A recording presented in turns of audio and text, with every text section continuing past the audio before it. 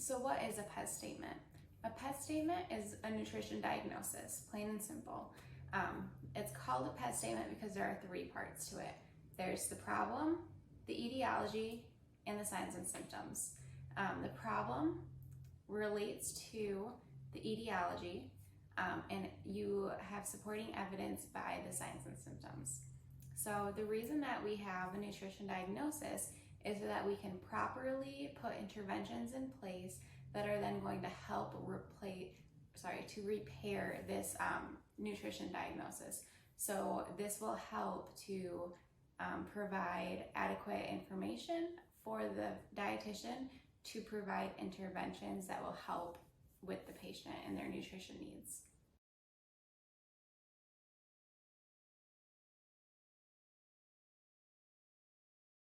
So we can't talk about a PES statement without talking about a nutrition assessment. So what goes into that? A nutrition assessment should be conducted before you write your PES statement. So a nutrition assessment means that we're looking through a chart, we're talking with other professionals, we're talking with the patient or a family member, and we're just kind of conducting to see what's going on in their life. Like, are they eating okay? What do their lab values look like? That kind of thing.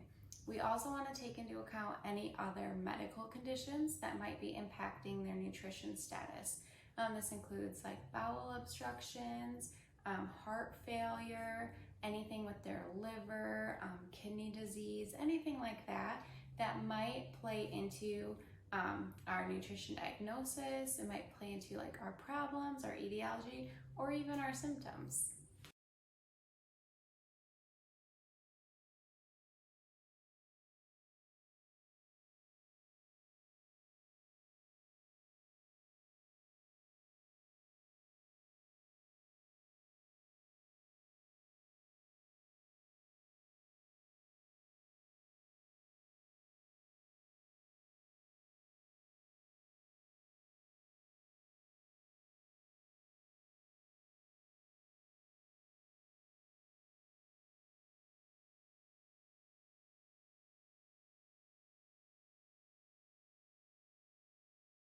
All right, so those are a lot of different problems that you could choose from, a lot of different diagnoses.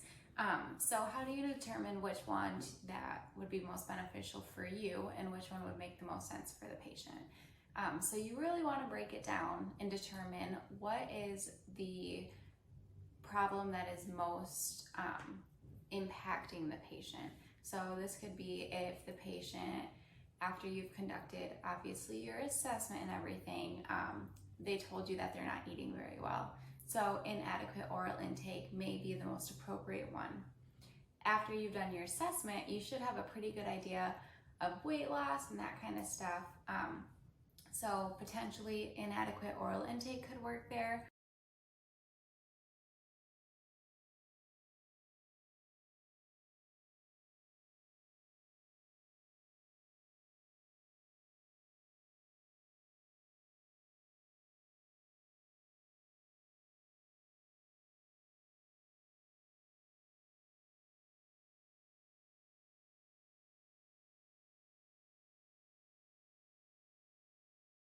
In regards to etiology, the problem is then going to be related to the etiology.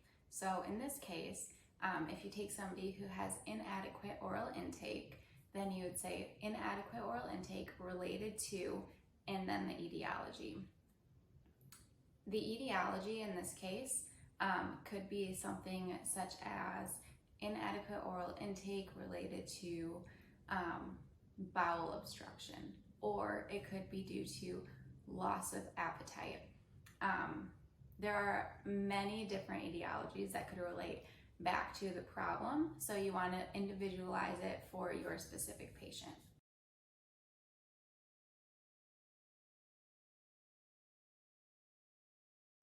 When it comes to etiology, you want to be pretty specific. So if you have the problem of inadequate oral intake and you relate that to stomach pain or something similar to that, then you could also say that their etiology would be stomach pain due to bowel obstructions, And you can even go as far as saying secondary to their disease state, so secondary to SMA syndrome or something similar to that.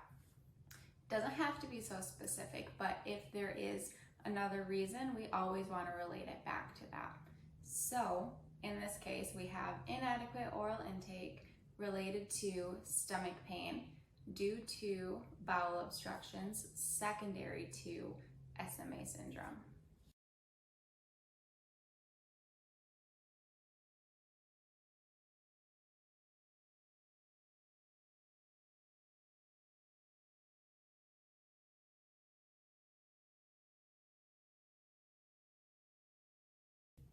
When it comes to the signs and symptoms, this is always the evidence that we have to support our previous problem and etiology. So we have our problem related to etiology as evidenced by, and then we'll put our signs and symptoms in there. So this could be 35% weight loss over a specific time period.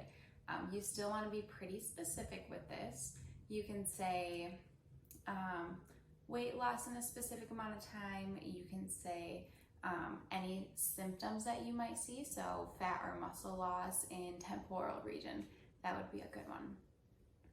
You can also say anything that the patient has told you in your assessment. So that could be patient reports inadequate intake, patient reports eating 1 meal a day, patient reports, whatever they say in that situation.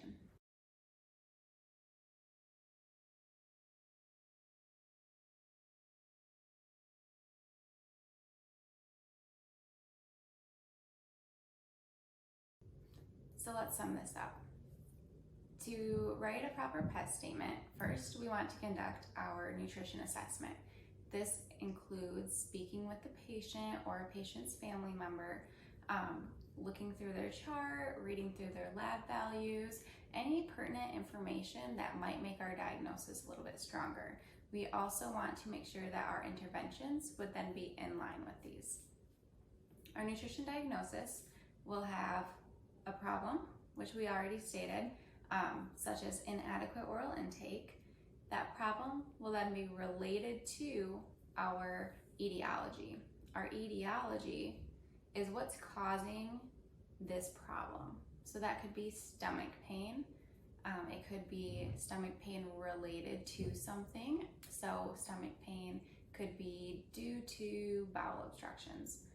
Now we have inadequate oral intake related to stomach pain due to bowel obstructions as evidenced by, and that's where we would want to include any patient report of decreased intake, patient report of eating smaller meal sizes, anything like that.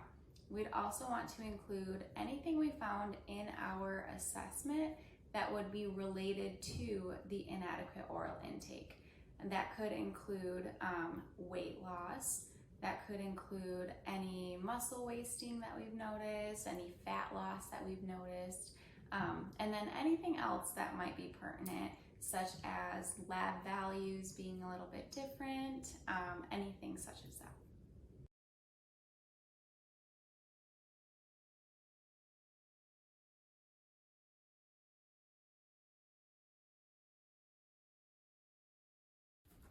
Sometimes it might be difficult to even think of a PEST statement, to think of a nutrition diagnosis.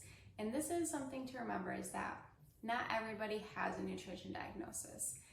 Most people do. Most people in the hospital may not be eating well. They might have lab values that are a little skewed. They might have a million things going on, but not every single person does. So you could have somebody who's in the hospital who is eating fine, all of their lab values are good, they're eating a balanced meal, they are not underweight, they're not overweight. So every once in a while you will find somebody who doesn't have a PES statement. So in those cases you can simply say nutrition diagnosis pending their medical or clinical course.